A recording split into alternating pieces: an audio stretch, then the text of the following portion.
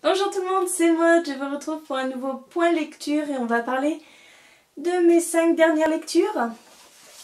Parce que je suis toujours à la bourre, donc il faut encore que j'écoule un petit peu les stocks avant de vous représenter que 4 lectures. Ici nous allons parler de Harry Potter and the Cursed Child, écrit par John Tiffany et Jack Thorne sur la vie de J.K. Rowling. Et c'est aux éditions, je ne vous ai pas dit, Lib. C'est la version anglaise, hein, donc voilà, on va dire Lib, Little Brown. Ensuite, je vous parlerai d'un e-book avec Bad Romance aux éditions Milady. Ensuite, je vous parlerai de L'homme qui voulait être heureux de Laurent Gounel aux éditions Pocket. Et pour finir, des tomes 3 et 4 de Felicity Hadcock de Sophie Jomain aux éditions France Loisirs.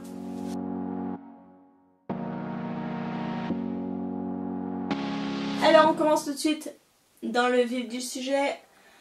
Je l'ai lu en anglais, donc c'est la retranscription d'une pièce de théâtre. Je ne vous apprends rien, de toute façon je pense que vous avez vu des dizaines et des dizaines de vidéos sur ce livre. Tout simplement pour vous dire que moi franchement j'ai bien aimé. Je sais qu'il y a de nombreuses critiques, que pour certains c'est plus une fanfiction que la réelle suite des aventures de Harry Potter. Mais en même temps je vous dirais que J.K. Rowling, eh ben, elle a approuvé. Donc je ne vois pas pourquoi ce serait moins bon qu'un autre Harry Potter. Donc moi je l'ai lu en anglais, j'ai trouvé que le format pièce de théâtre était idéal pour ceux qui sont une grosse quiche en anglais, vraiment, parce que je n'ai éprouvé aucune difficulté à lire ce livre. Vraiment aucune. On a le nom du gars qui parle, on a sa phrase et basta. On a quelques didascalies pour dire où ils sont placés sur la scène ou quoi, mais sinon rien de compliqué. Tout ce qui me faisait peur, c'est-à-dire tous les sorts, tous les machins, tous les termes un peu bizarres qu'a inventé J.K. Rowling, je les ai compris, donc franchement c'était top. Après, concernant l'histoire, j'ai trouvé que c'était très bien. J'ai adoré parce que je suis sortie de ce livre, j'avais le sourire aux lèvres. Voilà, j'en demande pas plus. J'étais contente de replonger dans cet univers Harry Potter. Ok, on suit le fils d'Harry, qui lui est allé à Serpentard, alors que toute sa famille est à Gryffondor. Ok, il m'a agacée au plus haut point. Mais la trame de l'histoire est vraiment sympa parce qu'on replonge dans les anciens Harry Potter. Je ne vous explique pas comment, à vous de le découvrir. Mais voilà, c'est une certaine nostalgie, on revoit des personnages de la saga Harry Potter et que demander de plus? Moi j'ai trouvé ça sympa et j'avais en tête un film. Voilà, je m'imaginais tout ce qui se passait dans ce livre comme un film Harry Potter. Donc pour moi c'est une super belle lecture. Et je me prends pas la tête à savoir est-ce que ça vaut les autres Harry Potter ou quoi. Non, pour moi j'ai passé un super moment et c'est tout ce qui compte. Ensuite je vous parle d'une romance avec Bad Romance que j'ai lu en e-book et que j'avais profité en fait d'acheter lors de la grosse OP. Alors, que vous dire de ce livre? Je suis désolée, je l'ai lu il y a très longtemps. Ça fait au moins 2 voire 3 mois que je l'ai lu. Donc je ne me rappelle plus du tout du nom des personnages.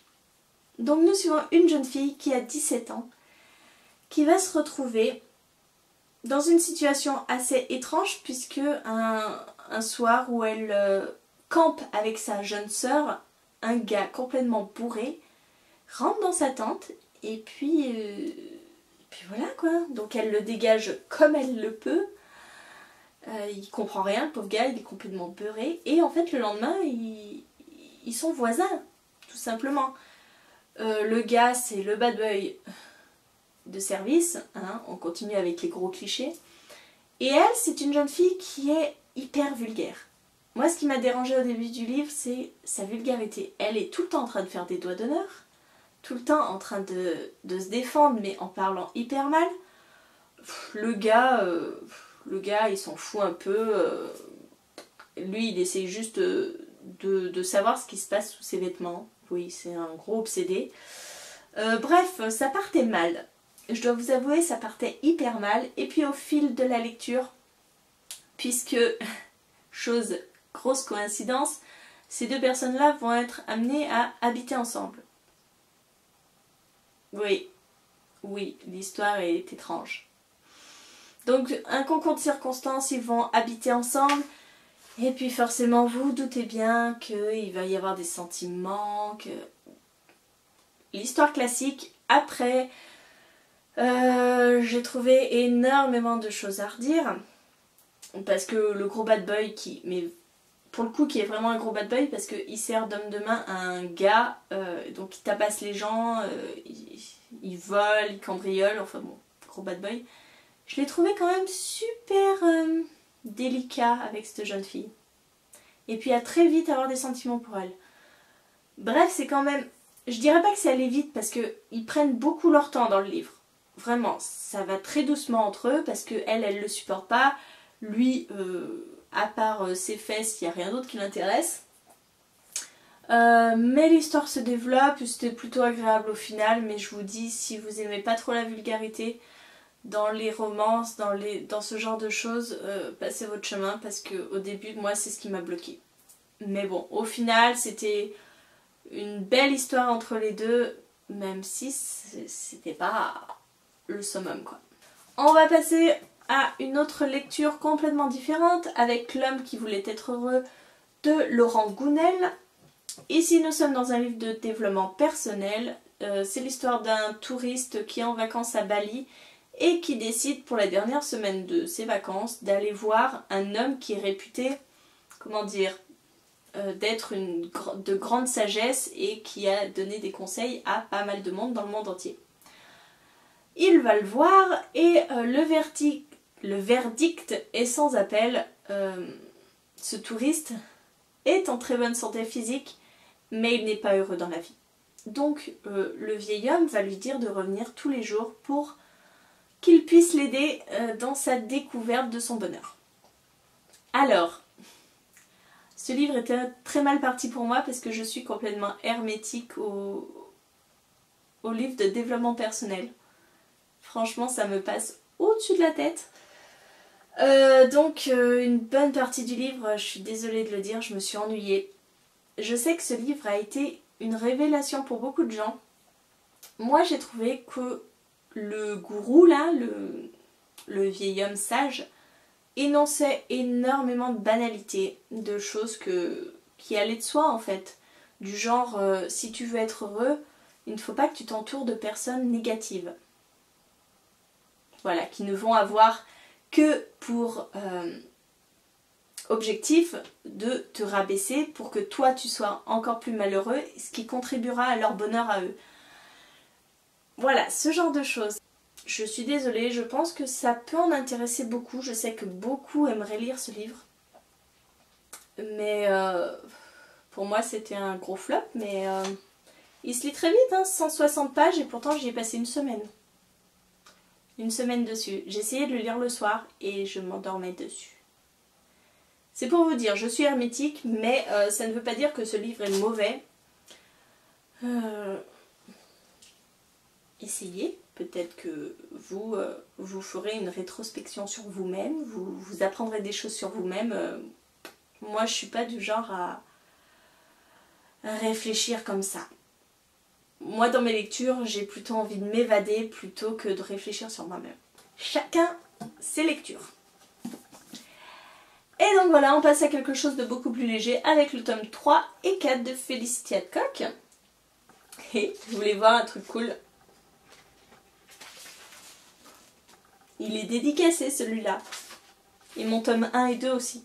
Et la dédicace est vachement plus sympa sur le tome 1 et 2. Mais je vous la montre pas parce que si vous avez l'occasion de croiser Sophie Jomain et de vous faire dédicacer un livre, je pense que vous aurez la surprise du dessin qui est vachement top et très en rapport avec Felicity Hadcock. Je vous laisse la surprise. Donc ici nous sommes dans le tome 3, Les anges sont de mauvais poil. Nous suivons Felicity Hadcock suite à la révélation du tome 2, une révélation qui va chambouler pas mal sa vie. Je vous rappelle, Felicity, eh bien c'est une jeune fille qui est tout à fait normale mais qui, à la suite d'une soirée où elle va accompagner sa copine, va se retrouver dans les emmerdes jusqu'au cou. Vraiment. Puisqu'elle va faire une rencontre ce soir-là, d'un charmant garçon avec qui elle va passer la nuit, sauf que le charmant garçon s'avère être une créature surnaturelle qui va la marquer. Et en fait, dès lors, des vampires vont venir squatter chez elle, vont être attirés par elle. Après, dans le tome 2, elle va rencontrer des sorcières. Dans ce tome 3, nous sommes avec une nouvelle race surnaturelle. Nous sommes avec des métamorphes et des loups-garous. Alors, moi, perso, j'adore Felicity Hadcock. J'ai appris à la connaître au fil des tomes. Le tome 1, c'était... voilà, c'était une saga Beatlit, tout ce qu'il y avait de plus banal. Mais alors Felicity, elle est à mourir de rire, et puis elle est poignante, J'adore ce personnage parce que c'est pas le genre de fille à être en pamoison, ça se dit. C'est pas le genre de fille à être complètement amoureuse d'un gars, de lui coller aux bases, de vouloir qu'il reste avec elle, quoi. Non, elle s'en fout, voilà, elle passe du bon temps avec un gars, voilà, elle passe à un autre. C'est pas le genre à se prendre la tête. Et j'adore. Et c'est pas le genre à être obligée d'avoir un gars dans sa vie pour vivre et être heureuse. Donc ça, c'est top. C'est ce genre d'héroïne que j'adore. Et je suis hyper contente de la découvrir au fil des tomes. Il ne me reste plus que 2 tomes et c'est fini. Voilà, le tome 5 est déjà sorti. Et le tome 6 devrait pas tarder à sortir puisque Sophie est en train de l'écrire. Et voilà. Donc je serai hyper triste quand je vais quitter Felicity parce que je l'adore. Donc dans le tome 3, nous sommes avec des loups-garous et des métamorphes. Voilà, vous doutez bien, c'est le gros bazar comme d'hab. Et dans le tome 4, donc qui est Les anges sont sans merci, on va plutôt se replonger dans l'histoire familiale de Felicity, puisqu'on ne sait pas vraiment qui est son père. On en apprend un peu plus dans le tome 1, dans le tome 2, etc. Et dans ce tome 4, eh bien, c'est la trame centrale. Puisque Felicity va rencontrer son père, qui n'est pas une personne vraiment très recommandable, hein, je dois vous avouer. Je ne vais pas vous dire qui il est, mais c'était triste et en même temps c'était touchant parce que Felicity perd quelqu'un qui lui est très très proche dans le 4e tome et elle va tout faire pour le retrouver. Oui, quand je dis perdre, c'est qu'il n'est pas mort, hein. Il a été enlevé. Elle va tout faire pour le retrouver et ça va passer par des aventures extraordinaires. Le tome 1, il y avait quand même pas mal de sexe. On était vraiment dans de la pique classique. Et après, dans les tomes 2, 3, 4, c'est plus personnel. Il y a beaucoup moins de scènes de sexe. Il y en a même quasiment plus. Hein. On est plus dans l'histoire, plus dans ce qu'on peut apprendre. Bref, c'était génial. Moi, j'adore cette saga et je vous la recommande à 2000%. Voilà, je vous ai parlé de ces 5 lectures que j'ai faites. Comme d'habitude en commentaire, n'hésitez pas à me dire ce que vous avez pensé, si vous avez lu un de ces livres. Si vous les avez aimés, si vous ne les avez pas aimés, n'hésitez pas à me le dire. Et si je n'ai pas été assez claire, je vous rappelle que vous avez toujours mes articles de blog. Donc c'est beaucoup plus simple à l'écrit de décrire ce que l'on pense qu'à l'oral. L'oral, c'est plutôt dans l'instant. Moi, je prépare rien, donc c'est comme ça. Hein. Donc, c'est des lectures que j'ai faites il y a pas mal de temps, donc je peux ne pas me souvenir de certaines choses. Alors, n'hésitez pas à aller voir les articles de blog qui sont plus complets. Donc, c'est en barre d'infos, le lien. Ainsi que le lien vers le Facebook, le Twitter, l'Instagram de ma chaîne. Voilà. Tout ça c'est dit, maintenant il ne me reste plus qu'à vous souhaiter une très bonne journée, de très bonnes lectures et je vous dis à très bientôt pour une nouvelle vidéo.